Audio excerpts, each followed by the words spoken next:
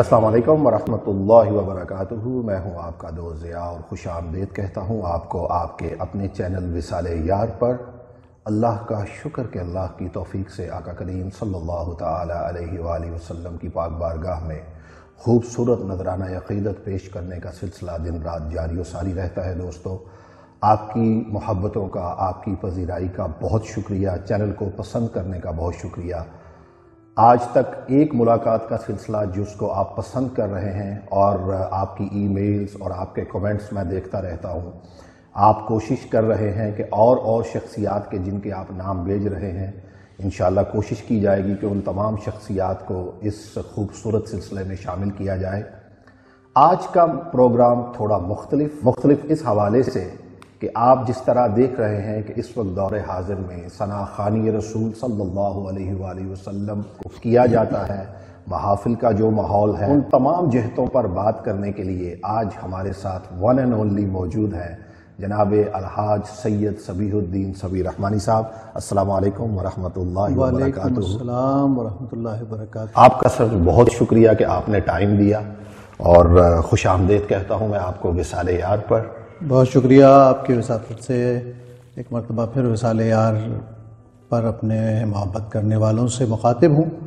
اور آپ جب بھی آتے ہیں ضیاء صاحب، ہمیشہ کوئی نہ کوئی ایسا لائحہ عمل لے کے آتے ہیں کہ شریک گفتگو خود مسرور ہو جاتا ہے کہ چلیے بھئی کوئی ایسی بات ہوئی جو ہم سے عام طور پر نہیں کی جاتی، اور لوگ ہم سے ذاتی زندگی کے بارے میں پوچھتے ہیں اور فن کے بارے میں پوچھتے ہیں، لیکن بعض جگہ ایسی باتیں نہیں آ پاتی جیسی آپ کر لیتے ہیں ماشاءاللہ۔ الحمدللہ الحمدللہ۔ نعت کیا ہے آپ کے نزدیک؟ آپ کیا سمجھتے ہیں؟ دیکھیے، نعت تو مدح نبی کریم صلی اللہ علیہ وسلم کا اظہاریہ ہے جی، لیکن اگر ہم اس کو نعت خوانی کے تناظر میں دیکھتے ہیں تو ہم اپنی اس محبت کو جو ہمارے دل میں ہے اور اللہ نے ہمیں اچھی آواز دی ہے تو اس کو ایک مترنم اظہار کہہ سکتے ہیں ہم۔ یعنی اگر خطیب گفتگو کر رہا ہے تو وہ اپنی خطابت کے درمیان جو لفظوں کا در و بست رکھ رہا ہے، جو الفاظ کی نشست رکھ رہا ہے بیان کو خوبصورت کرنے کے لیے، وہ اس کا فن ہے۔ اس طرح وہ اظہار کرتا ہے اور وہ محبت کا اظہار کرتا ہے نبی کریم صلی اللہ علیہ وسلم کی ذات سے، اسے زیادہ سجا کر بنا کر کوشش کرتا ہے پیش کرے۔ اسی طرح ایک نعت خواں جب کسی کلام کو اپنے لحن سے سنوارتا ہے تو اس کے لیے بہت ساری چیزوں کی مدد لیتا ہے، فن کا اظہار کرتا ہے، شائستگی، شستگی، پڑھت میں وقار، یہ ساری چیزیں نعت کے کیف کو بناتی ہیں۔ تو ہم اسے نعت، یہاں اس منزل پر نعت کو نعت کا مترنم اظہار کہہ سکتے ہیں، رسول اللہ صلی اللہ علیہ وسلم کی محبت کا مترنم اظہار۔ ثنا خوانی کے آداب کیا ہیں؟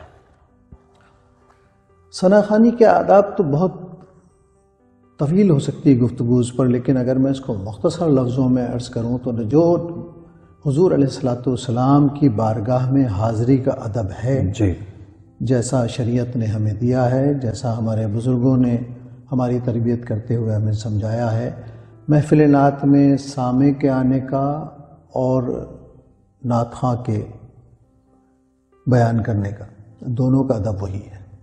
اپنے ذہن میں ہمیشہ رکھیں کہ آپ رسول اللہ صلی اللہ علیہ وسلم کے سامنے پڑھ رہے ہیں، اللہ، یا اگر آپ کو یہ موقع نصیب ہو جائے، اپنے ذہن میں رکھیے کہ آپ کو حضور علیہ الصلوۃ والسلام کے سامنے ان کی مدح و ثنا کرنے کا وقت مل جائے، میسر آ جائے یہ سعادت، تو آپ کو کس طرح پڑھنا چاہیے تھا، یہ نعت کا ادب۔ حضور کے سامنے، اور حضور کے سامنے تو اونچی آواز میں، اب اس میں ساری چیزیں آ جاتی ہیں، آپ اپنے انداز کو اتنا مؤدب رکھیں جو صحابہ کبار کا طریقہ تھا۔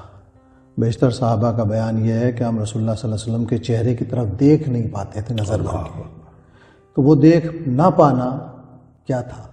وہ ایک ادب کا دائرہ تھا کہ محبوب کے چہرے کی طرف دیکھنا بھی ہے، اور نظر جذبی نہیں ہوتی، نظر ایک جلال بھی تھا نا، نبی کریم صلی اللہ علیہ وسلم کے جمال میں بھی ایک جلال، شخصیت کا جلال۔ تو وہ اللہ نے ان کو اوصاف میں سے ایک وصف یہ بھی دیا تھا کہ جب وہ کہیں کسی محفل میں تشریف لاتے تھے، کسی جگہ آتے تھے، تو لوگوں پر ایک ان کا روب بیٹھ جاتا تھا، وہ روب بھی آپ کے درمیان موجود ہے۔ تو میں سمجھتا ہوں کہ وہی آداب ہیں جو محفل نعت کے، جو ان کی بارگاہ میں حاضری کا ادب ہے۔ آپ کیا سمجھتے ہیں کہ آپ نے تو یہ دور اپنا دیکھا اور اس کو میں کہتا ہوں پرکھا اور کہہ لیں کہ اس کو سنوارا اور اس میں زندگی گزاری، ساری زندگی الحمدللہ۔ نعت نے ہر دور میں کہہ لیں کہ ناموس رسالت صلی اللہ علیہ وآلہ وسلم کی حفاظت کا کام بھی کیا ہے۔ صحابہ کرام سے اکثر یہ کلام ہمیں ملتے ہیں، حضرت حسان بن ثابت رضی اللہ تعالیٰ عنہ سے لے کے حضرت کعب بن زہیر رضی اللہ تعالیٰ عنہ تک۔ آپ کیا سمجھتے ہیں کہ نعت ہر شعبے میں کس طرح آقا کریم صلی اللہ علیہ وسلم کا صرف تعریف نہیں بلکہ دفاع بھی کر سکتی ہے؟ آپ اس کو کس نظریہ سے لیتے ہیں؟ دیکھیے، نعت کا بنیادی مقصد ہی تحفظ ناموس رسالت صلی اللہ علیہ وسلم ہے۔ بے شک، اس لیے کہ نبی کریم صلی اللہ علیہ وسلم کو کوئی حاجت نہیں تھی کسی کو بھی سامنے بٹھا کر اپنا قصیدہ سننے کی۔ اللہ اکبر۔ اس کی وجہ اس لیے درپیش آئی کہ جب عرب شعراء نے اس معاشرے میں شعر کی بڑی قوت تھی، جی، جنگ میں کوئی کاری وار کسی پر لگ جائے اور اس کے جسم کے حصے ہو جائیں یا جسم کے کوئی حصہ زخمی ہو جائے شدید، اس سے زیادہ تکلیف دہ عمل یہ تھا کہ کوئی آپ کی حجب میں شعر کہہ دے، یعنی آپ کی برائی میں کوئی شعر کہہ دے، اس لیے کہ جسم کا زخم تو مندمل ہو سکتا تھا علاج سے، لیکن عربوں کے یہاں شعر کہنے کا، حجب کہنے کا فن بہت تھا، اور دوسرا یادداشت بہت اچھی تھی، یعنی وہ ایک نسل کے بعد دوسری نسل تک منتقل ہوتا تھا کہ میرے باپ نے تمہارے باپ کی برائی میں یہ شعر کہا، قصیدے لکھے، قصائد لکھا کرتے، وہ برائی پھر تلاش بھی کرتے تھے، وہ مطلب کمزور پہلو دیکھتے، جب آپ کو کسی کی برائی مقصود ہو تو آپ کوشش کرتے ہیں کہ اس کا کوئی شخصی پہلو، کوئی عمل کا، کوئی کردار کا کوئی ایسا پہلو تلاش کریں جہاں آپ انگلی رکھ سکتے ہوں۔ تو جب عرب شعراء نے یہ کوشش کی اسلام کی دعوت کو روکنے کے لیے اور اس سے گھبرا کر، تو نبی کریم صلی اللہ علیہ وسلم نے پوچھا صحابہ کی جماعت سے کہ تم میں کون ایسا ہے جو میری مدد کرے گا، اس طرح اللہ مدافعت کرے گا۔ اللہ اکبر۔ تو حضرت حسان بن ثابت اٹھ کر کھڑے ہوئے رضی اللہ تعالیٰ، آقا کریم صلی اللہ علیہ وسلم کے حکم پر یہ لکھے گئے، اللہ، کون ہے تم میں سے جو میرا دفاع کرے گا؟ دفاع کرے۔ حضرت حسان بن ثابت کھڑے ہوئے، یا رسول اللہ میں آپ کے لیے یہ کام کروں گا۔ اب آپ نے دوسرا سوال کیا کہ تم کیسے کرو گے، جبکہ جو میری برائی بیان کر رہے ہیں وہ مجھ میں سے ہیں، یعنی میرے خاندان سے بھی ہیں، عرب قریش سے بھی ہیں۔ تو کمال جواب دیا حضرت حسان بن ثابت، یا رسول اللہ صلی اللہ علیہ وسلم میں آپ کو ان میں سے ایسے نکالوں گا جیسے گندھے ہوئے آٹے میں سے بال نکالیں۔ اللہ اکبر۔ پھر آپ نے انہیں مشورہ دیا کہ اچھا تم حضرت ابو بکر صدیق سے ملو، مشاورت کرو، اس لیے کہ یہ علم الانساب جانتے ہیں، کون کس کا بھائی ہے، کون کس کا چچا ہے، کس کا تعلق کس خاندان سے، یہ مسلمانوں میں ایک علم الانساب کی شکل تھی، وہ جاننا بھی ضروری تھا ظاہر ہے۔ تو اس طرح پھر دعا فرمائی آپ نے، یا اللہ روح القدس کے ذریعے اس کی مدد فرما۔ یہ ہے نعت خواں کا منصب اور مرتبہ، جی، یہ ہے نعت گو شاعر کا منصب اور مرتبہ۔ جب ہم نعت خواں اور شاعر کو مکس کرتے ہیں تو نعت کہنے والا اور نعت پڑھنے والا ایک درجے میں آ جاتے ہیں، اس لیے کہ عرب معاشرے میں شعر کو یاد رکھ کر پڑھنے والے بھی بہت تھے، اس لیے ہم ان دونوں کو جدا کر کے نہیں دے سکتے۔ ایک کی تخلیقی قوت تھی اور دوسرے لوگ اس کو اظہار میں لاتے تھے، جگہ جگہ عورتیں گھر میں کام کرتے ہوئے اشعار پڑھتی تھیں، تو اس طرح بہت اس معاشرے میں شعر و ادب رچا بسا ہوا تھا۔ تو میں سمجھتا ہوں کہ یہ نعت نے ہمیشہ تحفظ ناموس رسالت صلی اللہ علیہ وسلم کا کردار ادا کیا۔ دوسرا، ملت کا دفاع کیا۔ جب مسلمانوں پر کوئی وقت پڑا ہے کڑا اور وہ کسی مسئلے میں الجھی ہیں تو استغاثے کی صورتیں سامنے آئی ہیں، مدد کی صورتیں سامنے آئی ہیں، اور ایک دوسرے کا حوصلہ بڑھانے کے لیے نعت کے اشعار کہے اور پڑھے گئے۔ اور جب حالت سکون ہے، جب معاشرے حالت سکون میں رہے، اس زمانے میں نعت کو مدح کی کیفیت میں پیش کیا گیا، جہاں رسول اللہ صلی اللہ علیہ وسلم کے شمائل، قصائل، آپ کے اوصاف نعت کی صورت میں ہمارے سامنے ہیں، اور آپ سے اپنے تعلق کا اظہار، آپ سے اپنی محبت کی شدت کا بیان، یہ نعت کے موضوعات رہے۔ تو نعت میں بھی موضوعات کا تنوع موسم اور ماحول کے حساب سے گھٹتا بڑھتا رہتا ہے۔ سبیل بھائی، آپ نے یہ دور سارا گزارا ہے، نعت کی تاریخ ہمیں عرب سے جیسے ابھی آپ نے کہا، تو اس کے بعد یہ تاریخ پھر فارسی زبان میں آتی ہے کنورٹ ہو کر، اور اس کے بعد اردو۔ میں یہ جاننا چاہوں گا کہ یہ گریجولی عرب سے پھر اس کے بعد یہ تواتر کے ساتھ اس طرف، یہ کب، کون سا دور تھا کہ جب اس طرف نعت نے ان شعراء نے نعت کو تخلیق کرنا شروع کیا؟ نعت کے ہم دو حصے کر سکتے ہیں نعت کے اظہار کے. جی. ایک تو ہے بعثت نبی کریم صلی اللہ علیہ وسلم سے پہلے، یعنی حضور علیہ الصلوۃ والسلام کی دنیا میں تشریف لانے سے پہلے. اس میں طبع بن حمیری کی ایک خط ملتا ہے جس کا متن سارا سر نعت ہے کہ اگر میں آپ کا دور پاتا تو آپ کے ہاتھ پر ایمان لاتا اور آپ کی مدد کرتا. یہ خود ایک نعت کا پہلو تھا. یہ 1000 برس پہلے یا 800 برس پہلے اس بادشاہ نے ایک خط لکھ کے مدینے میں اپنے علماء کو چھوڑ دیا تھا جو اس کے لشکر کے ساتھ آئے تھے. وہ پورا ایک واقعہ تھا. دوسرا ہے عہد رسالت مآب صلی اللہ علیہ وسلم، یعنی حضور علیہ الصلوۃ والسلام نے جب دعوت کا کام شروع کر دیا، لوگوں کو دین کی دعوت دینی شروع کی، اس کے بعد یہ محاذ آیا کہ لوگوں نے آپ کے لیے برے کلمات کہنے شروع کیے اور شعر میں کہنے شروع کیے. اس کے دفاع کی صورت نعت میں آئی. پھر آپ کی پیدائش پر اشعار ملتے ہیں ہمیں، خود حضرت ابو طالب کے اشعار ملتے ہیں. اس کے بعد آپ کے اہل خانہ سے بہت سارے لوگوں کے اشعار ملتے ہیں. یہ نعت کی ابتدائی شکلیں ہیں. جہاں جہاں اسلام پھیلا ہے وہاں وہاں نعت کی خوشبو ساتھ گئی ہے. یہ سمجھ لیجئے کہ جس خطے میں اسلام پہنچا، ہر مذہب اپنی تعلیمات لے کر آتا ہے. اس تعلیمات کے زیر اثر اس معاشرے میں اقدار ڈیولپ ہوتی ہیں، شعر و ادب متاثر ہوتا ہے. تو جس خطے میں بھی مسلمان پہنچے وہ اپنے خاص فنون کو لے کر، چاہے وہ تعمیرات سے متعلق تھا، چاہے جنگ و جدل سے متعلق تھا، چاہے کسی اور شعبے میں جو بھی کام انہوں نے کیا، خاص طور پہ خطاطی جیسے مسلمانوں سے منسوب ہے. اسی طرح شاعری میں حمد اور نعت کی صورتیں موجود رہیں اور یہ ٹریول کرتی رہیں. عربی سے فارسی میں، کیونکہ ظاہر فارس آئے لوگ فتوحات کرتے ہوئے اور وہاں کے زبان و ادب کو متاثر کیا اور اس میں پھر فارسی قصائد ملتے ہیں آپ کو. اسی طرح دنیا کے جن خطوں میں گئے وہاں کے شعراء نے جب اسلام قبول کیا تو اپنی محبتوں کا رخ بتوں کی طرف سے پھیر کر اللہ اور اس کے حبیب کی جانب کر. اسی طرح بر صغیر میں جب اسلام پہنچا تو یہاں کی جتنی زبانیں بولی جاتی تھیں، صرف مروج زبان نہیں جو فارسی یا ہندی ہوتی تھی، بلکہ علاقائی زبانوں میں بھی، پوربی، پنجابی، سب زبانوں میں. میری پوری ایک کتاب ہے پاکستانی زبانوں میں نعت کا روایت و ارتقاء. اس میں یہ پتہ چلتا ہے کہ کئی ہزار سال سے لوگ یہاں مختلف زاویوں سے شعر کہہ رہے ہیں اور رسول اللہ صلی اللہ علیہ وسلم کی مد و ثنا کر رہے ہیں. اس سے معلوم ہوتا ہے کہ اسلام جیسے جیسے پھیلا ویسے ویسے نعت کی ضرورت اور نعت کی اہمیت بھی واضح ہوتی چلی ہے. جنگ کے موقعوں پر، غزوات کے موقعوں پر خود صحابہ نعت کے اشعار پڑھتے تھے ایک دوسرے کا حوصلہ بڑھانے کے لیے، اور ایسے اشعار پڑھتے تھے جس سے حوصلہ بیدار ہو. جنگ کے موقع پر ویسے بھی رجس پڑھنے کا ایک تاثر تھا، ہمارے یہاں موجود تھا. تو ان چیزوں نے بہت ساری چیزوں کے ساتھ نعت کے فن کو اور نعت کے اشعار کو بھی فروغ دیا. آج کے دور میں آپ دیکھتے ہیں کہ الحمدللہ ثم الحمدللہ کافی ایسے شعراء کرام ہیں کہ جو نعت لکھ رہے ہیں. آپ کیا سمجھتے ہیں بنیادی ضرورت کیا ہے؟ بنیادی جو کہ کیا کہہ لیں اس کو کہ بنیادی تمام نعت لکھنے کے لیے بنیاد کیا ہے کہ آپ اردو لغت کتنا ضروری ہے آپ کو پڑھنا، اور لفظوں کا جو چناؤ ہے، اور کیا آپ سمجھتے ہیں، کیا کہتے ہیں اس بارے میں؟ دیکھیے، نعت کہتے ہوئے شاعر کا اپنا شاعرانہ مرتبہ جو بھی ہے وہ تو لازمی ہوگا، کیونکہ شعر پر اس کی گرفت کتنی ہے، اس کی مشق کتنی ہے، اس کو زبان و بیان کا فہم کتنا ہے، اس کو یہ شعور کیسا ہے کہ لفظ کا محل کیا ہو سکتا ہے اور کیا ہونا چاہیے، اور حدیث پر بھی اس کو، یہ تو شاعری کے لوازمات ہیں. دوسری چیز ہے سیرت اطہر کا مطالعہ، گہرا مطالعہ.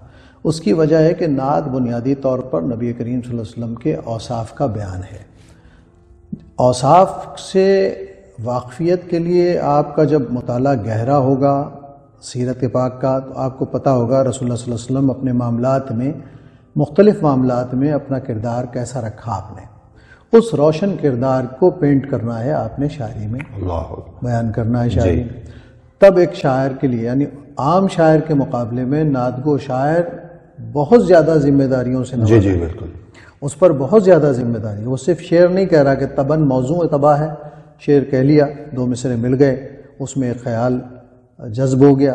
نعت کا شاعر ایسا نہیں ہے. وہ جو کہہ رہا ہے سچ کہہ رہا ہے. پہلے تو یہ ایک بہت بڑا مسئلہ ہے، اس لیے کہ حضرت حسان بن ثابت پر جو پہلا اعتراض ہوا عرب نقادوں نے کیا، وہ یہ کہا کہ حضرت حسان بن ثابت کی اسلام لانے کے بعد شاعری پھسپھسی ہو گئی تھی، اس میں وہ جان نہیں تھی جو عہد جاہلیت میں تھی.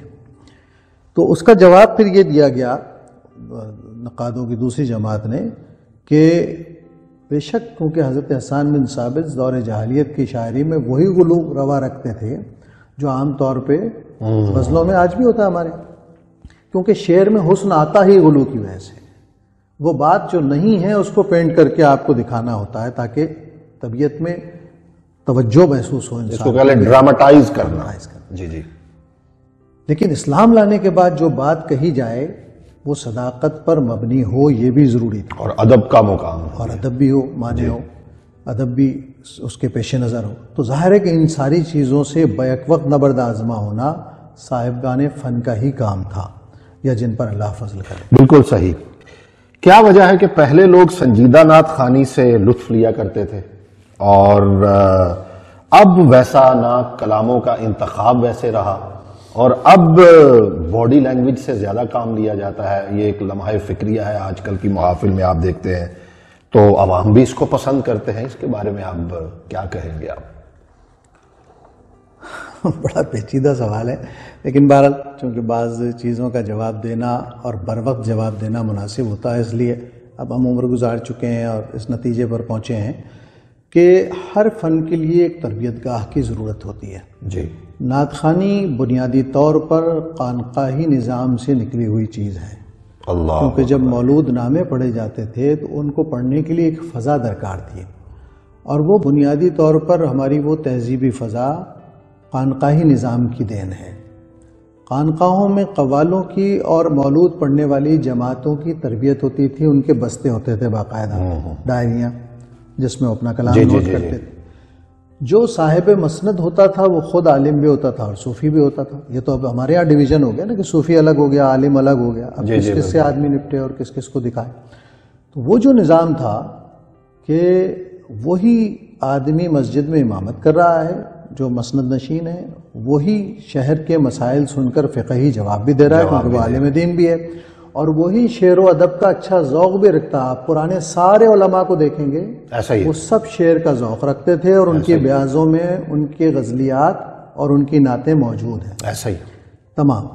اب ہمارے یہاں ایک بہت بڑا مسئلہ یہ آ گیا کہ شعر و ادب کا ذوق کم ہو گیا، خانقاہی نظام میں بھی کم ہوا ہے. سما کی حد تک تو ہے کہ قوال پڑھ رہا ہے، باپ دادا سے سنتے آ رہے ہیں پیرزادگان، تو آج بھی وہ سن رہے ہیں اور کسی حد تک ذوق قائم بھی ہے. لیکن علماء میں اور مدارس میں تو بالکل ہی ناپید ہو گیا. تو اس تربیت کے نہ ہونے کی وجہ سے جو جنریشن آئی اور جس نے اسٹیج ہی سے جنم لیا، ہاں جی، اس کی تربیت نہیں ہو سکی. دوسری بات یہ کہ نعت خواں ایک ہوتی نا تعلیم اور ایک تربیت کا مرحلہ تھا. تربیت اگر مل جائے تو غیر تعلیم یافتہ آدمی بھی سمجھ جاتا ہے، لیکن تعلیم ہو اور تربیت سے رہ جائے تو پھر وہ پتھر کا پتھر ہی رہتا ہے، وہ ایک علم کا بوجھ لے لیتا ہے اپنے اوپر. کچھ اسی طرح کے حالات نعت خوانوں کے. نعت خواں بنیادی طور پر اپنی خوش آوازی کی وجہ سے آتا ہے، نمایاں ہوتا ہے. جی.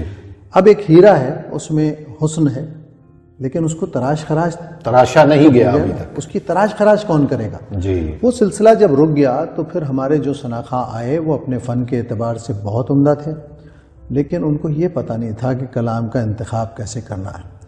تو انہوں نے کلام کے انتخاب سے زیادہ اپنے پڑھت میں بعض جسمانی حرکات سے، اپنی باڈی لینگویج سے، اپنی گفتگو سے، اپنی کسی بھی ایسی ادا سے جو پبلک کی توجہ کو جذب کر لے، وہ ثناخوانوں میں بھی آ گیا. یہ ہمارے علماء میں بھی موجود ہے یہ سارے مسائل. آپ دیکھتے ہیں جی ایسے ہی برصغیر میں خطابت کا ایک انداز تھا، لیکن وہ خطیبوں کا ایک انداز اب بہت زیادہ بدل گیا. اب خطابت کم اور عوام کی توجہ کے لیے ہر کام کو کر گزرنا، اس کا احساس زیادہ ہو رہا ہے. تو ہر وہ شعبہ خراب ہوگا جو اپنی بنیاد سے ہٹے گا. خطیبوں کی بھی تربیت ہوتی تھی. خطیب بھی آدمی ایسا نہیں تھا کہ ذیل منہ اور آ کے کیا کہنا ہے، کس طرح کہنا ہے، کس معاشرے سے مخاطبت ہے، اس معاشرے کی ذہنی سطح کیا ہے. کیونکہ آپ ضروری تو نہیں آپ کا ہر وقت سامنے ایک بہت پی ایچ ڈی اسکالر بیٹھا ہوا ہو یا کوئی بہت ذیل آدمی بیٹھا ہو. بعض اوقات آپ گاؤں گوٹھ میں بھی جاتے ہیں تو اب آپ نے اپنے آپ کو اس لیول پر لانا ہے کہ حکمت کی بات بھی سلیقے سے ان تک پہنچ جائے. اور جب آپ کسی بہت علمی گیدرنگ میں بیٹھیں گے تو آپ کا اسلوب ویسا ہونا چاہیے جیسا اس طبقے کے لیے ضروری ہے. یہی نعت خواں کے لیے بھی ہے. لیکن ہمارے ہاں ایک مسئلہ ہوتا ہے کہ ہم نے طے کر لیا کہ یہ ہمارا اسٹائل ہے, ہم ہر جگہ وہی اسٹائل پیش کر رہے ہیں. آپ کو سوچنا پڑے گا نا آپ کہاں پڑھ رہے ہیں. ہم ٹی وی پر جو کلام پڑھتے ہیں وہ عموماً ہم محافل میں نہیں پڑھتے. ایسا ہی اس لیے کہ بہرحال ریڈیو ٹی وی چیک کرتا تھا ایک زمانے میں, اب تو خیر وہ بھی ختم ہو گیا. پہلے تو وہ دیکھتے تھے, انسٹیٹیوٹ تھا کسی کس کا کلام پڑھیں گے, تلفظ کیا ہے, پڑھ کے دکھائیے. ایک زمانہ یہ بھی تھا. اچھا, یہ نئی نسل جو ہماری ہے یہ ریڈیو ٹی وی سے بھی نہیں گزری. یہ آئے ہیں اس وقت جب چینل ہی 500 ہو چکے تھے, تو کسی نے پوچھا ہی نہیں, بس جو مل رہا ہے اس کو پڑھوا دیا گیا. تو اس سے مسائل پیدا ہوئے بعض جگہ.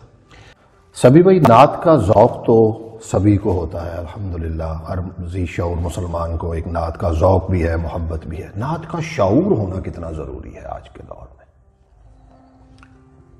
اصل میں ہر فن کا اپنا کوئی تقاضا ہوتا ہے. جی.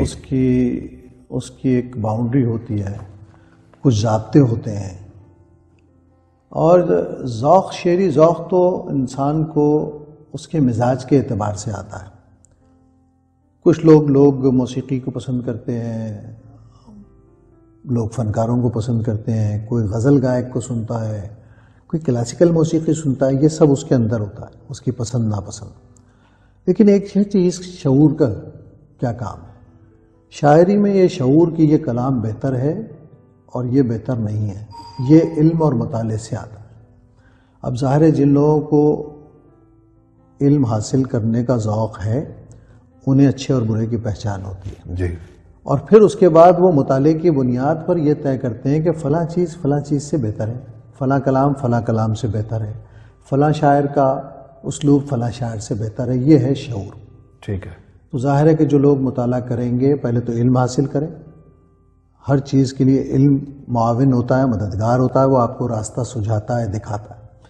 پھر اس کے بعد شعور ڈیولپ ہوتا ہے مطالعے, مشاہدے سے, تجربے سے, کہ یہ کرنے سے یہ امپیکٹ آتا ہے, اس طرح کا کلام پڑھنے سے یہ امپیکٹ آئے گا. اور بنیادی طور پر ہم صرف پرفارمر نہیں ہیں نعت خواں. یہ بات, اگر ہمیں صرف پرفارمنس دکھانی ہو تو پھر تو ہم عوامی سطح پہ چلے جائیں گے. جیسا عوام چاہ رہی ہے یا جیسا ہم نے اس کو عادی بنا دیا ہے ویسا کر کے دکھائیں گے تو پذیرائی ہوگی. ہم بنیادی طور پر مبلغ ہیں اور تبلیغ کر رہے ہیں. ایسا ہی. کوئی اپنے بیان سے کر رہا ہے, کوئی اپنی خوش آوازی سے کر رہا ہے. منصب دونوں کا ایک مبلغ ہونے کی حیثیت سے. تو جو جتنی بڑی تیاری سے اپنی تبلیغی خدمت سر انجام دے گا اس کے اتنے بہتر نتائج آئیں گے.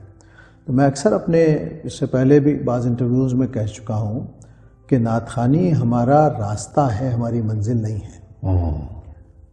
ہماری منزل اللہ اور اس کے حبیب کی رضا ہے, محبت ہے. یا کوئی بھی آدمی, کوئی بھی اسلامی فن, چاہے وہ خطابت ہو, چاہے وہ بزرگوں کے آستانوں کی حاضری ہو, اللہ اور اس کے حبیب کی رضامندی حاصل کرنے کے لیے جب آپ کوئی کام کریں گے تو آپ کو اس کا اجر میں وہی ملے گا.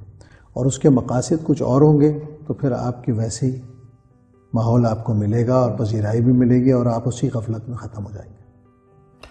آپ کیا سمجھتے ہیں آج کے دور میں؟ پہلے کلام کو منتخب کیا جاتا تھا اور بڑی تگ و دو کے ساتھ اس کو زیر و زبر ہر چیز اس کی بنائی جاتی تھی. آج کل وہ شعور بھی نہیں رہا اور اتنی محنتیں بھی نہیں رہی. کیا کہتے ہیں آپ اس بارے میں؟ اصل میں بنیادی طور پر ہم بات کریں نعت خوانی میں, جی, تو نعت خوانی میں ظاہر ہے کہ جب تک اساتذہ تھے موجود, ایک سسٹم تھا نا استادوں کا. جی جی. مطلب کچھ لوگوں کو اعظم چشتی صاحب سکھا رہے تھے, کچھ لوگوں کو ظہوری صاحب سکھا رہے تھے, کچھ لوگوں کو مظہر الکونین صاحب سکھا رہے تھے, کچھ لوگوں کو نذیر حسین نظامی سکھا رہے تھے, کچھ لوگوں کو ادیب رائے پوری سکھا رہے تھے, کچھ لوگوں کو علامہ ریاض سہروردی صاحب سکھا رہے تھے, خالد صاحب سکھا رہے تھے. یہ سب شعراء بھی تھے اور پڑھنے والے بھی تھے.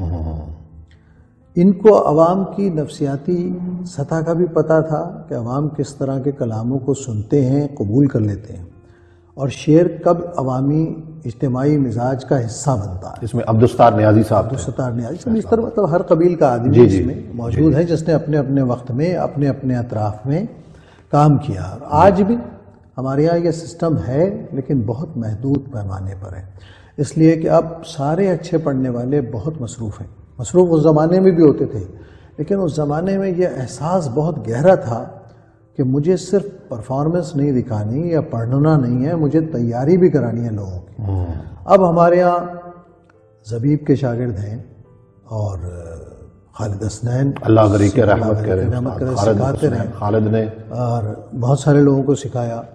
اس طرح کراچی میں میں نے دیکھا کہ بڑا وقت دیا الحاج خورشید مرحوم نے سکھانے کے لیے، قمر انجم مرحوم نے نعت خوانوں کی تربیت کا ایک فریضہ انجام دیا. اسی طرح میرے استاد قمر خان رحمانی صاحب نے مجھ سمیت کئی لوگوں کو نعت خوانی کے شعور سے آگاہ کیا.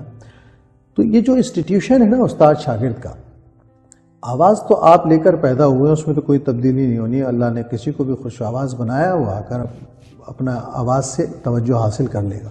اصل یہ کہ جس کام میں آپ آئے ہیں اس کی حساسیت، اس کا شعور کیا کہتا ہے اور کیا مطالبہ کرتا ہے، یہ بہت اہم ہے. تو اساتذہ کے پاس بیٹھیں، پڑھنے والوں کو سنیں. دیکھیں پہلے تو اتنے موقع نہیں تھے، اب تو یوٹیوب پہ لاکھوں ویڈیوز آ گئی ہیں سننے والوں کے. اساتذہ کو بھی سن سکتے ہیں. آج بھی گانے والے انڈیا پاکستان کے بڑے گانے والوں کو سنتے ہیں. جی بالکل ایسے ہی. تو ہمارے ہاں نعت خواں ہمارے اکابر ثناخوانوں کو سن کر سیکھ سکتے ہیں، سیکھنا چاہیے. انہیں دیکھنا چاہیے کہ اعظم چشتی صاحب علیہ الرحمٰن نے اگر کوئی لفظ ادا کیا ہے رچاؤ کے ساتھ تو کیوں ایسا ادا کیا، وہ آج کی طرح بھاگ کیوں نہیں رہے لفظوں سے، ٹھہرتے کیوں ہیں لفظ، اس کا صوتی تاثر واضح کیوں کرتے ہیں. منظور الکونین صاحب اگر کسی لفظ پر ٹھہرتے ہیں اور اس کے لفظ کے اپنے ساؤنڈ اور نغمے کو واضح کرتے ہیں تو اس کی وجہ کیا ہے. یہ جو اب ایک بھیڑ چال ہے نا بھاگنے کی، چلت میں پڑھنے کا سب کو شوق ہو گیا، اس لیے کہ سب کے ذہن میں یہ ہے کہ شاید چلت میں پڑھنے کی وجہ سے عوام الناس ان کے ساتھ پڑھنے لگتے ہیں. بنیادی طور پر یہ خیال بڑا عجیب ہے. دیکھیے پڑھنے آپ آئیں، اگر مجمع نے پڑھنا ہو تو پھر آپ کو کیوں بلائیں گے. الحاج یوسف میمن صاحب یہ کہا کرتے ہیں ایک وارفتگی اور چیز ہے. جی بعض کلام ایسے ہوتے ہیں جیسے اعلیٰ حضرت فاضل بریلوی رحمۃ اللہ علیہ کے کلام ہیں، ہم سے پہلے کی generation, third generation, fourth generation شاید سن رہی ہے مسلسل. یہ کلام ہمارے روح میں رچ بس گئے ہیں، ہماری سماعتوں میں سجے ہوئے ہیں، بنے ہوئے ہیں، فضا ہے. اسی طرح سما کی محفلوں میں آپ دیکھیں بعض فارسی کلام جس کا 80% لوگ معنی اور مفہوم نہیں سمجھتے لیکن وہ اس کلام پہ بے خود ہو جاتے ہیں، اس لیے کہ وہ ان کے مزاج میں شامل ہو گیا ہے.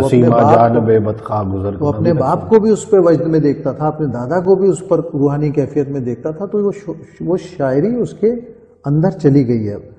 صرف شعر معنی اور مفاہیم سے ہی کیف آشنا نہیں کرتا، بلکہ بعض اوقات وہ حالات، وہ واقعات، وہ محفل کا کیف بھی بہت اثر انداز ہوتا ہے چیزوں کا. اس لیے نعت خوانوں کو خاص طور پہ اس بات پہ توجہ کرنی چاہیے کہ نعت کی جو اصل پڑھت ہے اس کے آس پاس رہ کر کوئی کام کریں. جدت بری چیز نہیں ہے، ہر شعبے میں تبدیلیاں آتی ہیں، کوشش ضرور کیجیے، لیکن وہ کوشش نعت کی روایت سے قریب تر ہو تو زیادہ اچھا معلوم ہے. وہی سوال آگے آ گیا جو ابھی آپ ذکر کر رہے تھے کہ آپ نعت خوانی میں گائکی کو کتنی اہمیت دیتے ہیں، کتنے % ہونی چاہیے اور کیا کہتے ہیں اس بارے میں؟ دیکھیے گائکی ایک فن ہے جی، اور فن کوئی برا نہیں ہوتا، علم کوئی برا نہیں ہوتا. صحیح. صرف یہ بات ہے کہ جس شعبے میں آپ فن حاصل کر رہے ہیں اس شعبے میں فن کی ضرورت ہے کتنی. یعنی فرض کیجئے کہ اگر میں تمام راگوں سے واقف ہوتا تو کیا میں تمام راگوں کا اظہار محافل نعت میں کر سکتا ہوں یا مجھے کرنا چاہیے؟ صحیح بات. کیا عوام کی ذہنی سطح یہ ہے کہ آپ کون سے وقت کے راگ میں کون سی چیز چھیڑ رہے ہیں؟ پہلے تو اس کی تربیت کیجئے پورے معاشرے کی، جو مشکل ہے. اسی لیے میں نے دیکھا ہے کہ جو لوگ گائکی کی بنیاد پر نعت خوانی میں رہے یا اپنے فن کو اہمیت دیتے رہے وہ کامیاب ضرور رہے، لیکن ان کا دائرہ کار محدود رہا، اس لیے کہ موسیقی کا سمجھنے والا ہی گائکی پر داد دے سکتا ہے. ایسا ہی. ٹھیک ہے. ایسا ہی.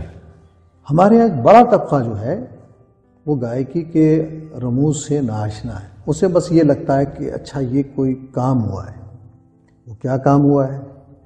وہ اچھا لگ رہا ہے نہیں لگ رہا، یا اچھا لگ رہا ہے تو کس بنیاد پہ، یہ علم اس کو نہیں ہے۔ تو ہمیشہ اساتذہ نے اس بات کا خیال رکھا ہے، خاص طور پہ میں نے منظور الکونین شاہ صاحب کے یہاں یہ دیکھا کہ وہ بہت کچھ جانتے تھے، جی بالکل، لیکن محفل میں صرف اتنا ڈیلیور کرتے تھے جتنا محفل کی ضرورت تھی۔ اعظم چشتی صاحب بھی ایسے، اعظم چشتی علیہ رحمہ بھی کیا نہیں پڑھ سکتے تھے، حقیقت سب اگر آپ ان کی پڑھت کی بنیاد دیکھیں تو وہ سادگی۔ ایسے ہی ظہوری صاحب نے کون سے کام نہیں کیے اپنی دھنوں میں اور کن کن چیزوں سے استفادہ نہیں کیا، لیکن کبھی بھی محفل پر بوجھ نہیں ہوتا تھا ان کا پڑھنا، عام آدمی آسانی سے ریسیو کرتا تھا۔ اسی طرح ہمارے ہاں کراچی کے پڑھنے والوں کا ایک اختصاص ہے، کراچی میں خورشید احمد اور سعید ہاشمی کے علاوہ کوئی آدمی ہمارے یہاں ایسا نہیں ہے جو یہ کہہ سکے کہ مجھے علم موسیقی کے بارے میں بہت کچھ معلوم ہے۔ لیکن آپ خورشید اور سعید ہاشمی صاحب کو بھی دیکھیں گے تو انہوں نے بھی اپنے فن میں کے اظہار میں گائکی کو بیس نہیں بنایا، پڑھ کے دکھایا لیکن بہت سافٹ کر کے۔ اس کے علاوہ جتنے لوگ پڑھتے تھے ان سب کا اپنا آہنگ تھا، وہ گائکی کے اصولوں پر نہیں تھے۔ راگ کا ایک مسئلہ ہے کہ آپ کو راگ جس راگ میں آپ شروع کر رہے ہیں اسی کے آہنگ میں رہنا پڑے گا، اسی کی جگہوں پر وقوف کرنا پڑے گا اور چلنا پڑے گا، اس کا ایک نظام ہے نا، اسی طرح ادا کریں گے تو اس راگ میں رہیں گے، ورنہ کچھ اور بن جائے گا۔ جی یہ چیز جو ہے وہ سامع کے لیے بعض اوقات مسائل بھی پیدا کرتی ہے۔ تو کراچی کے پڑھنے والوں نے خاص طور پہ بہت سادگی سے پڑھا ہے۔ قاری وحید ظفر قاسمی صاحب ایک اسکیل میں پڑھتے رہے ساری۔ صدیق اسماعیل صاحب کا اپنا آواز کا آہنگ ایسا ہے کہ انہیں اور کسی باہر کی کسی چیز کی ضرورت نہیں تھی۔ ایسا ہی فصیح الدین سہروردی صاحب کو میں دیکھتا ہوں تو ان کے یہاں درد اور سوز و گداز ان کی اہمیت بڑھاتا ہے۔ کراچی کا نام اللہ انہیں غریق رحمت کرے، ذوالفقار علی حسینی، ذوالفقار کے یہاں کچھ واقفیت تھی، جی جی بالکل، اور اس نے اس واقفیت کو بھی خوبصورت انداز میں ادا کیا۔ یعنی آپ ذوالفقار کو بہت کم آپ نے دیکھا ہو، یعنی وہ خورشید کی روش پہ تھے، ایسا ہی اتنا کام کرنا ہے جتنا کام ضروری ہے، غیر ضروری نہیں۔ تو یہ سب چیزیں ہیں، اور ہر پڑھنے والا، ہر کامیاب پڑھنے والا اپنی جگہ اسی وقت بناتا ہے جب اس کے طرز اظہار میں کوئی انفرادیت ہو، لوگ ہزاروں آواز میں وہ آواز سنیں تو ان کو محسوس ہو کہ ہاں بھائی یہ کوئی فلاں پڑھ رہا ہے۔ جیسے یوسف بھائی تھے، جی جی اپنا یوسف بھائی کا اپنا ایک اسٹائل تھا، اور وہ لاکھوں آدمی میں آپ کھڑا کر دیں، یوسف بھائی کی جیسی آواز نکلتی تھی فوراً توجہ کو جذب کر لیتی، اچھا یوسف احمد صاحب پڑھ رہے ہیں۔ تو جب آپ کی پڑھت آپ کا نشان بن جائے، پہچان بن جائے، یہ ہے کامیابی کی وہ منزل جس پر آنے کے لیے۔ تو اگر پڑھنے میں صرف فن کافی ہوتا تو یہ سارے نعت خواں کامیاب نہ ہوتے۔ ایسی بات، بالکل ایسا صرف گائکی کامیاب ہوتی معیار، اگر گائکی ہی بنیاد ہو تو یہ سارے لوگ کامیاب کبھی کامیاب نہ ہوتے۔ یہ بات ذہن میں رکھنا چاہیے۔ ایسا ہی ہے۔ آج کے دور کا ایک اور المیہ ہے، شاید کسی چینل پر یہ بات نہ ہوتی ہو، آج کل شاگردوں کی ایک بھرمار ہے آپ کے سامنے۔ اچھا، شاگردی اس بات کو سمجھ لیا گیا ہے کہ میرے استاد نے جتنے بھی کلام پڑھے ہیں نا، ان کو ایک تو پڑھنے کا مجھے حق حاصل ہو گیا ہے، دوسرا وہ جو شاگرد ہوتا ہے وہ اپنا انداز، اس میں میں ایک بات عرض کروں گا، جیسے قبلہ الحاج محمد علی ظہوری قصوری رحمۃ اللہ تعالی علیہ کا آپ نے ذکر کیا، آپ کے شاگرد الحاج اختر قریشی صاحب ہیں، سرور نقشبندی ہیں، قاری زبید رسول ہے، لیکن انہوں نے ظہوری صاحب کے پڑھت کو نہیں اپنایا، انہوں نے کلام ان سے لیے، شاگردی سیکھا، سٹائل اپنا رکھا۔ آج کل یہ جو چل پڑا ہے کہ شاگرد کا یہ حادثہ ہے کہ وہ استاد کی طرح ٹھیک ہے نظر آنا تو سمجھ آتی ہے، لیکن پڑھنے بھی انہی کے کلام اور محنت بھی نہیں کرنی، اپنی کریشن نہیں آ رہی، اس کے بارے میں کیا کہیں گے؟ دیکھیے، یہ تو کسی بھی ایسے شناخہ کے لیے جو ساری عمر اپنے استاد کی نقالی کرے گا، وہ اس کے لیے فن کی دنیا میں موت کا دوسرا نام ہے۔ ہاں جی، یہ طے شدہ امر ہے کہ جو بھی استاد ہوتا ہے وہ ابتدائی زمانے میں اپنے شاگرد کی ذہن پر اور اس کی پڑھت پر حاوی ہوتا ہے، لیکن ابتدائی دور جی، اگر وہ ساری عمر حاوی ہے اور شاگرد نے اپنا کوئی راستہ اس سے بچ کے نہیں نکالا تو سمجھیے شاگرد نے کچھ نہیں سیکھا، صرف استاد کو کاپی کرنا سیکھا۔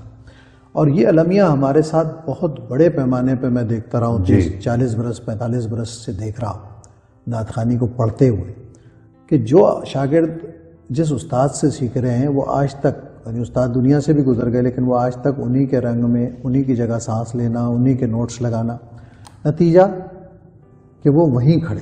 لیکن ان کے شاگردوں میں جیسے منظور الکونین کے بعد زبیب صاحب جی جی بہت ساری اختراعیں کی چیزیں، اپنے کلام نکالے. سب سے پہلے تو کلام الگ کیجئے، ایسے ہی اس کے بعد کچھ ایسا نیا کیجئے اس میں کہ آپ کا کنٹریبیوشن نظر آئے.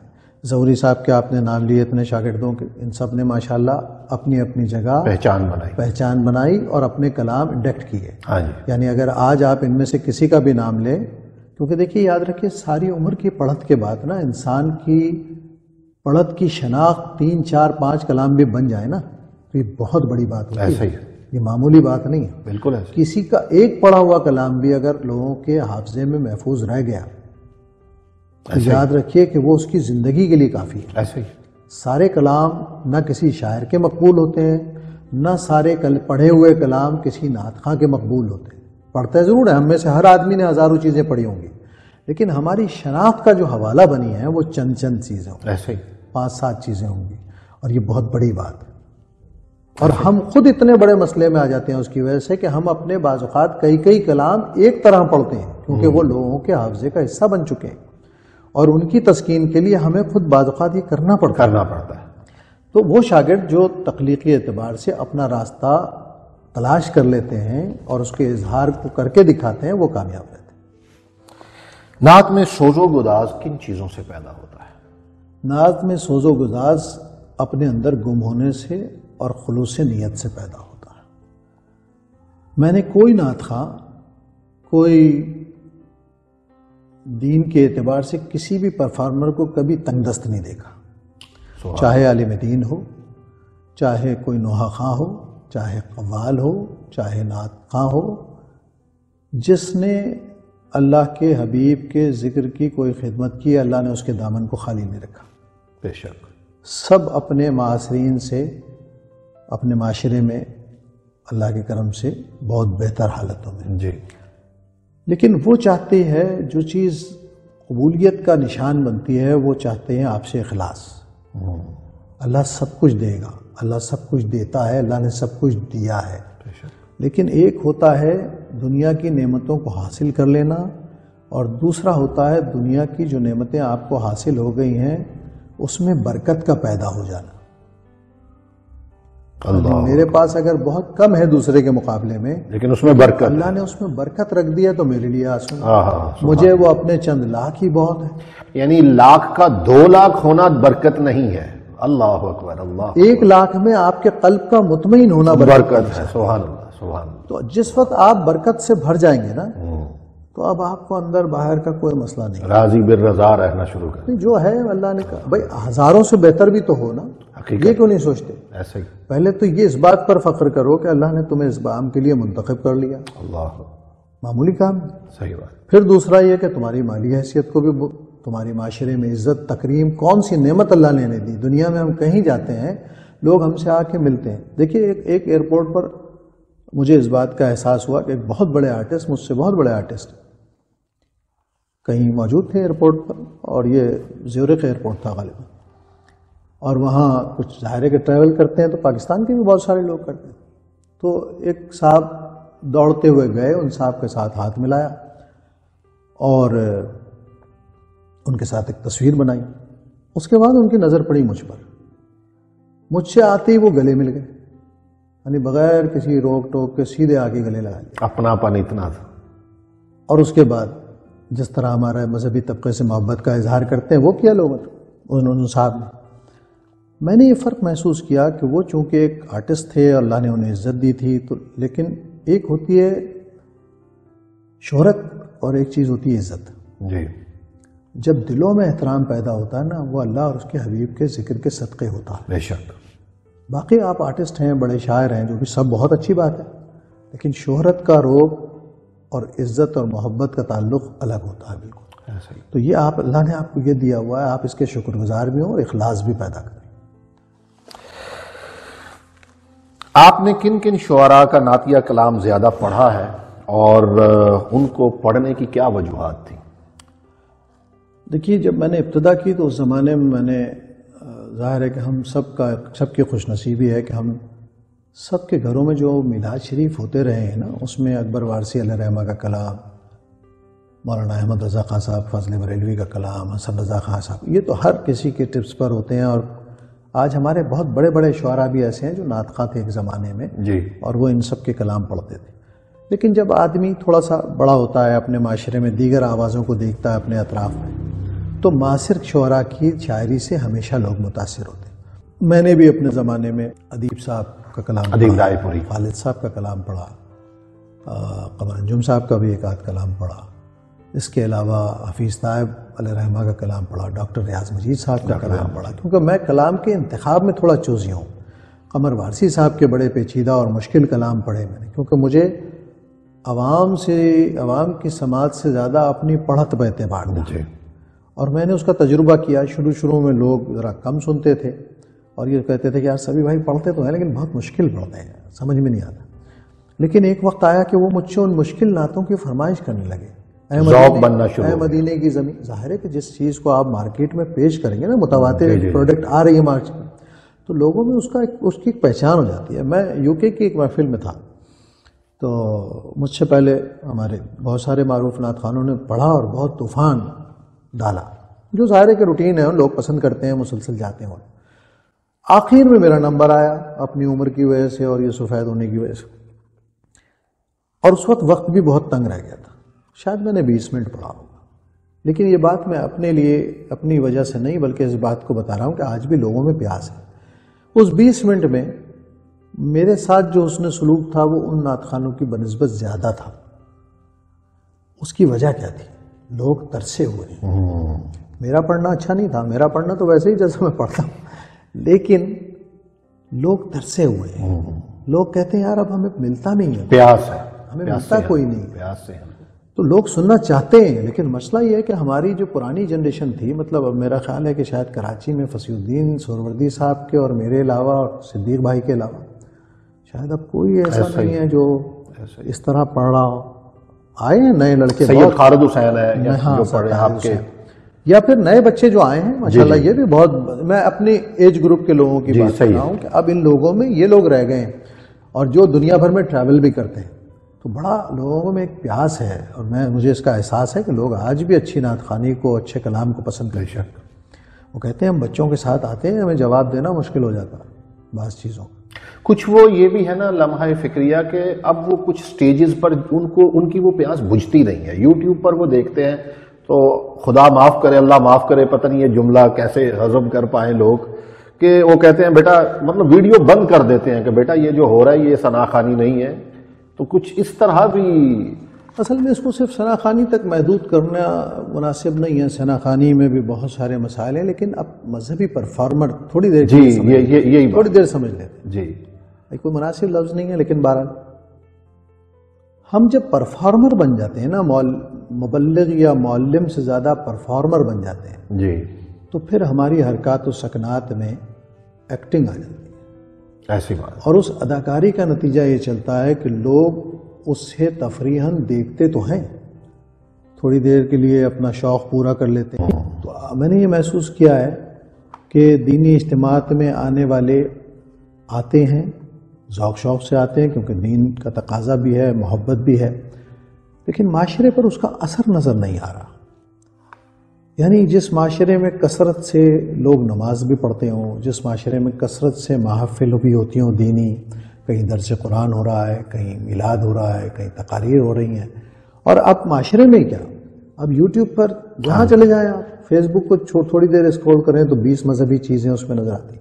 پھر بہت بڑا المیہ یہ ہے اور غور طلب مقام یہ ہے کہ کیا وجہ ہے کہ دل میں نرمی کے بجائے سختی پیدا ہوتی جا رہی ہے. ہر معاملے میں شدت پسندی، عدم برداشت پیدا ہو چکا ہے، عدم برداشت پیدا ہو رہی ہے. اور یہ مذہبی دعوت کا رد عمل نہیں ہونا چاہیے تھا، دلوں کو گداز ہونا چاہیے تھا.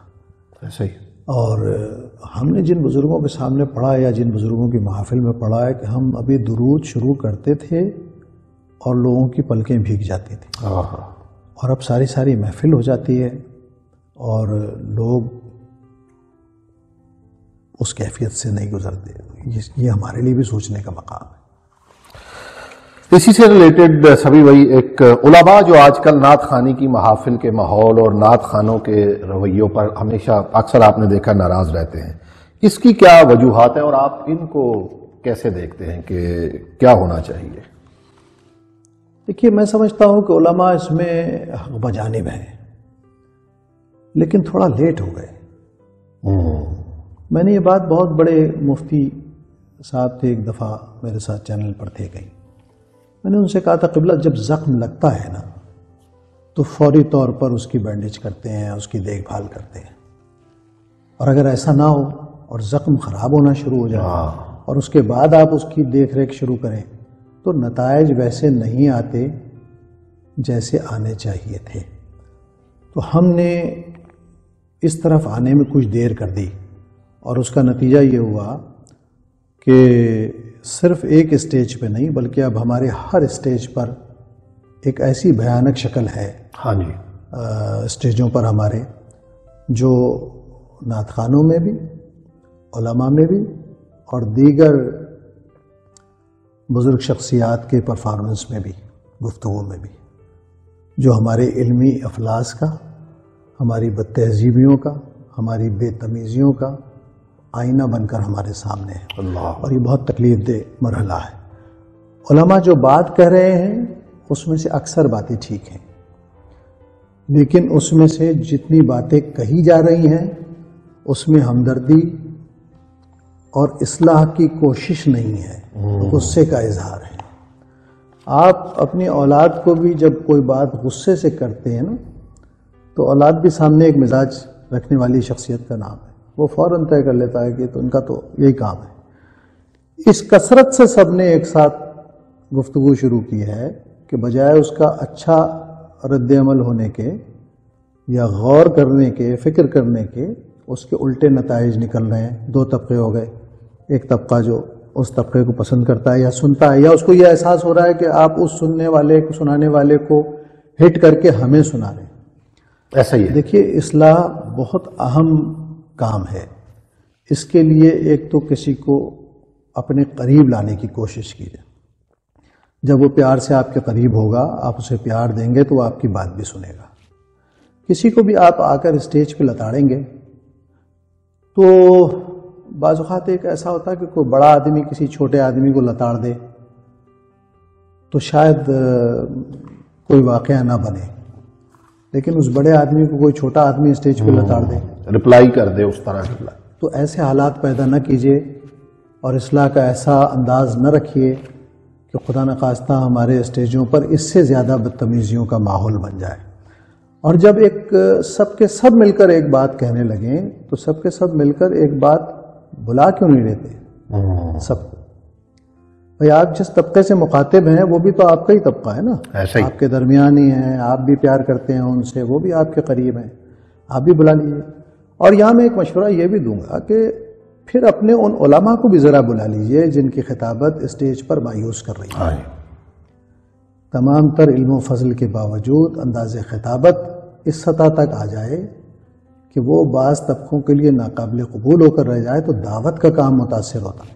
کسی عالم یا نعت خواں کا ناکام ہونا مسئلہ نہیں ہے، دعوت کا ناکام ہونا ریئیکشن میں کیا آ رہا ہے، دعوت کا ناکام۔ تو آپ جو پیغام پہنچانا چاہتے ہیں وہ صحیح طور پر پہنچے۔ علماء کو بے شک حق ہے کہ وہ اگر علم کی سطح پر نعت خوانوں سے یقیناً بہتر ہے، انہوں نے 8 سال لگائے، 10 سال لگائے ہیں پڑھنے میں، لیکن 10 سال کے علم کو ہضم کر کے اور اس کو اتنی سہولت سے ایک ان پڑھ آدمی کو جب آپ کچھ کہیں گے تو اس کے لیے حکمت کی ضرورت ہے، علم سے زیادہ حکمت کی ضرورت ہے، اور اس حکمت کا مظاہرہ آپ نہیں کریں گے تو نعت خواں تو بیچارے عام طور پر پڑھے لکھے نہیں ہیں، ان کی سمجھ میں یہ باتیں نہیں آ رہی، ان کو یہ سمجھ میں آ رہا ہے کہ آپ اعتراض کر رہے ہیں، اور وہ پھر اور اصلاح کی نفرت شروع کر دیں گے۔ اصلاح کی ضرورت ہر طبقہ فکر میں ہے۔ نعت خوانی کے فروغ میں الیکٹرانک میڈیا کا کردار اور ان کے جو اثرات ہیں آپ اس معاشرے پر جو اس وقت پڑھ رہے ہیں، اور اس میں سوشل میڈیا بھی آپ لے لیں، کس نظر سے دیکھتے ہیں آپ اس کو؟ دیکھیے، میڈیا نے تو اپنا کردار ادا کیا جی۔ ریڈیو ایک تربیت گاہ تھا، ہم سب کا، یعنی جو ہماری ایج گروپ کے لوگ پڑھنے والے ہیں ان سب کا شین قاف درست کرانے سے لے کر لفظوں کی ادائی تک جو تربیت ہوتی تھی وہ ریڈیو پر ہوتی تھی. پھر ریڈیو کے بعد ٹی وی آیا. ٹی وی نے ہر اس آدمی کو اہمیت دی جس کی تربیت ریڈیو پر ہوئی تھی. انہیں پتا تھا کہ یہ چنی سے چھن کے آیا. اور لائیو ٹیلی کاسٹ میں ہمیشہ وہ معتبر لوگ بٹھائے جاتے تھے. اور آج بھی کسی حد تک خیال کرتے ہیں سرکاری ادارے کہ وہی لوگ بیٹھیں جو اس حساسیت سے واقف ہیں کہ آپ لائیو ہیں. اس لائیو میں آپ کے منہ سے کوئی ہلکا جملہ، آپ کی پرفارمنس میں کوئی لفظ نہ نکلے جو پوری قوم کے لیے اجتماعی طور پر ندامت کا باعث بنے. یہ احساس آرٹسٹ کو پیدا کروایا جاتا تھا، یہ کہہ کے نہیں کہ آپ نے ایسا نہیں کرنا، اس کی تربیت کر کے بیٹے ایسے پڑھنا ہے. لوگوں سے یہ مت کہیں کہ ایسا نہ کرو، لوگوں کو کہیں بیٹا ایسے کرو، پازیٹیو دکھائیں. صحیح.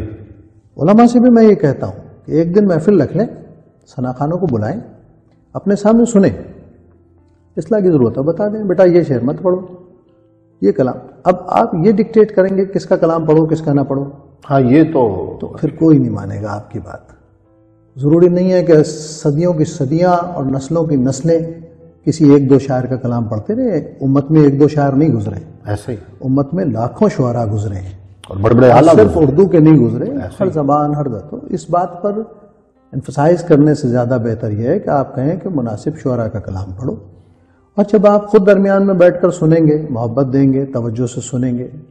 میں تو اپنے اکثر انٹرویوز میں علماء کو کہتا ہوں، کیونکہ جب میں ٹی وی کے ٹاک شوز میں بیٹھتا ہوں میں محسوس کرتا ہوں کہ جتنی دیر ناشری پڑھی جا رہی ہے علماء لا تعلق سے ہو جاتے ہیں، چہرے پر ایک سپاٹ پن لیے بیٹھے. صرف رسول اللہ کی تعریف نعت خواں کا مسئلہ نہیں ہے یا سامعین کا مسئلہ نہیں، آپ کا بھی ہے. آپ انوالو رہیں گے تو آپ خود بھی کیفیت محسوس کریں گے. ایسا نہیں کہ سب کے سب خلاف، لیکن کچھ چیزیں توجہ طلب ہیں. اسی طرح ریڈیو ٹی وی نے جو کردار ادا کیا ابتدا میں وہ بہت اچھا تھا. اب مسئلہ کچھ اور ہے. اب پان کے کھوکے کی طرح اتنے چینلز ہو گئے ہیں کہ کچھ پتہ نہیں. پھر اس کو ہٹا کے یوٹیوب کے چینل ہو گئے. یعنی رمضان شروع ہوتا ہے، ربیع الاول شروع ہوتا ہے، پتہ نہیں کون کون کہاں سے کیا کیا واسطہ دے رہا. ہم دنیا بھر میں ٹریول کرتے ہیں، ہر جگہ کے لوکل چینلز ہیں، پھر وہ رابطہ کرتے ہیں. تو اب اتنے زیادہ ہم لوگ تو پرفارم نہیں کر سکتے ہر جگہ. نتیجہ کیا ہوتا ہے؟ جو میسر ہے وہ اٹھا لو. اب جو میسر ہے وہ اس کو جب اٹھایا گیا تو اس نے وہی کر کے دکھانا ہے جو اس نے اپنے آس پاس دیکھا ہے. تو جو غالب طبقہ کر رہا ہے اس وقت نعت خوانی کا، وہی کچھ پھر ادھر ادھر جاتا ہے. لوگ اعتراض بھی وہی کرتے ہیں، بلاتے بھی ان کو. یہ مسائل ہیں، ہمیں ہر طرف دیکھنا چاہیے چیزیں. آج کل کی نوجوان نسل جو نئے پڑھنے والے اور نئے لکھنے والے ہیں، کیا کہیں گے ان کو، کیا پیغام دیں؟ نئے لکھنے والوں کے لیے تو خیر اب بہت ساری چیزیں آ گئی ہیں. پچھلے 30-35 برس تو میں نے محنت کر کے اتنا نعتیہ ادب کا بہترین سمجھ لیے کہ کتابیں، رسائل، نعت ریسرچ سینٹر کے پلیٹ فارم، ریسرچ سینٹر نے، کہ وہ اگر مطالعہ کرنا چاہتے ہیں تو انہیں بہترین کتابیں میسر ہیں. اگر وہ سوشل میڈیا سے بھی وابستہ ہیں تو سوشل میڈیا پر بھی اب لاکھوں شعراء اپنا نعتیہ کلام ڈال رہے ہیں، نعتیہ مشاعرے ہو رہے ہیں، نعتیہ تنقیدی نشستیں ہو رہی ہیں. تو ایک ذہنی تربیت تو ہو رہی ہے، لیکن نعت خوانوں کے لیے ابھی بھی بڑا مشکل ہے. میں نے نہیں دیکھا آج تک کسی نعت خوان نے مجھے فون کیا ہو اور مجھ سے یہ کہا ہو کہ سبھی بھائی جو آپ نے 100-125 کتابیں چھاپی ہیں اس میں نعت کے کتنے مجموعے ذرا مجھے بھیج دیجیے. اس چیز کی ضرورت حقیقت. آپ سوچئے لاکھوں نعت خواں ہیں ایسا ہی، اور انہیں پتہ بھی ہے کہ یہ شخص 30-35 برس سے اس شعبے میں کام کر رہا ہے. میں نے کبھی کسی کو بازار میں جا کر نہیں دیکھا. میں نے ہو سکتا ہے ایسے ہوں بھی، یقیناً ہوں گے، سارے کے سارے تو ایسے نہیں ہو سکتے، لیکن اچھے کلام کی تلاش محفل میں کرنے سے زیادہ بک سٹالز پر جا کر شعراء کے دواوین میں کیجیے. اس میں سے کوئی ایک نعت بھی نکل آئی نا زندہ اور آپ نے پڑھ دی. شاعری کبھی شاعر کا نام نہیں دیکھتی، شاعری یہ دیکھتی ہے کہ اس کا مکالمہ عوام سے ہے کہ نہیں ہے، اس میں ان الفاظ کا، ان کیفیتوں کا. ہم میں سے اکثر شعراء کے کلام جو معروف ہوئے ہیں وہ ہماری ان عمروں کے ہیں جب ہمارا تعارف بھی نہیں تھا. جی، انہی کلاموں کی وجہ سے ہمارا تعارف ہوا. تو ہمیشہ کسی بھی شاعر کے کلام کو ہلکا بھاری مت دیکھیں، اسے دیکھیں کہ اس میں پڑھنے والی چیز ہے، کیونکہ پڑھنے کے لیے بھی کلام کو انتخاب کرنا ایک فن ہے. ایسا ہی، اس میں نغمگی کتنی ہے، اس میں آپ لفظوں سے کس طرح گزر سکتے ہیں، کس طرح اس کی دھن کو سہولت سے پڑھ سکتے ہیں، یہ سب چیزیں اس میں کام ہوتی ہیں. پورا ایک صوتی نظام ہے جو آپ کے اندر بھی ہے اور اس کلام سے بھی پکار رہا ہوتا ہے کہ میں ہوں اسے جذب کرنے کے لیے. تو آپ ذرا محنت کریں، پڑھیں، اپنے مطالعے کو وسیع کریں اور کتابیں خریدیں. لاکھوں روپے نذرانہ ہم کو ملتا ہے، تو کیا مہینے کی، سال کی 10-15 یہ کتابیں؟ سب سے اہم بات ہے، ایسا ہی تو اپنی لائبریری بڑھائیں۔ اپنے دیکھیں نا، علماء بھی مطالعہ کرتے ہیں نا، کتابیں خریدتے ہیں، کتابیں گفٹ میں لیتے ہیں، جو بھی جس طرح، لیکن کم از کم مطالعے کا ذوق ہے۔ تو جب وہ بیٹھتے ہیں بات کرنے کے لیے، تو جو بھی ان کے پاس بات ہے، کم از کم وہ کرنے کا ان کو اس مطالعے سے ایک شعور آ جاتا ہے۔ آپ اتنے بڑے بڑے عالمی شہرت یافتہ ہو جاتے ہیں، ہر تیسری گلی کا آدمی عالمی کی شہرت یافتہ ہے اس مرتبہ، لیکن کتاب اس نے ایک نہیں دیکھی کبھی، اور کلام وہی پرانے قوالوں کے پڑھ رہے ہیں، تاجدار حرم پڑھا جا رہا ہے، یا برد و جولی وہی غلام فرید صابری کو اسی کو عوام کاپی کی کیا جا رہا ہے۔ پسند کے مطابق چلنا چاہتے ہیں۔ ہاں، یہ کلام اس لیے پڑھے جا رہے ہیں کہ یہ عوام کے اجتماعی مزاج کا حصہ بن گئے، جو بھی پڑھے وہ کہتے ہیں ٹھیک ہے یار، وہ ایک نغمہ ہے جو مقبول ہے، ٹھیک ہے آپ یہ بھی پڑھ دیں اگر آپ اپنا نہیں پڑھ پاتے ہو۔ لیکن یاد رکھیے کہ فن کی دنیا میں زندگی اس وقت ہوگی جب آپ کا پڑھا ہوا کچھ موجود ہوگا۔ بالکل، سبیر رحمانی صاحب نے کیا پڑھا، فصیح الدین صاحب نے کیا پڑھا، صدیق اسماعیل نے کیا پڑھا، وحید ظفر نے کیا پڑھا، یہ باتیں ان کے ہی کام آنی، آپ کے نہیں آنی۔ بہت شکریہ سر، بہت بہت شکریہ، بہت نوازش، آج آپ نے وصال یار کے لیے اتنا ٹائم دیا، اور اللہ تعالیٰ آپ کو ہمیشہ خوش رکھے۔ میں وصال یار کی خدمات کی وجہ سے باقی دنیا کے تمام چینلز پر اس کو فوقیت دیتا ہوں، اس لیے کہ آپ نے جس زمانے میں نعت خوانی کے ان اسالیب کو جو اساتذہ سے ملے تھے ہمیں، اس کو محفوظ کر کے ہماری نسلوں کے لیے محفوظ کر دیا ہے، منتخب کر کے ان کو۔ الحمدللہ، اللہ کا شکر ہے کہ آپ کی اس وجہ سے اب میں کسی کو کہہ سکتا ہوں طالب علم کو، بیٹے فلاں استاد کا کلام وہاں سے دیکھ لو، تو یہ ایک بہت بڑی خدمت ہے۔ اللہ تعالیٰ آپ کی اس خدمت کو قبول فرمائے، آپ کے چینل کو کامیاب کرے، اور سب کو یہ شعور دے، ہمارے جتنے دوستوں نے نعت خوانی یا نعت کے حوالے سے چینل بنائے، کہ نعت کی اصل کی طرف واپس آئیں۔ نعت میں ادب بے حد لازمی ہے، نعت میں فنی طور پر بھی شائستگی چاہیے، نعت کی پڑھت میں بھی، کلام کے اعتبار سے بھی آپ کسی کو موقع نہ دیں کہ وہ آپ کی حرکات پر، سکنات پر، آپ کے کلام پر انگلی اٹھائے۔ آپ دوسروں سے نہیں پوچھ سکتے، اپنے سینئر نعت خوانوں سے پوچھ لیجئے کہ یہ کلام مناسب ہے، میں پڑھ لوں، اتنا تو کر سکتے ہیں۔ بہت شکریہ دوستو، استاد کا زندگی میں ہونا بہت ضروری ہے۔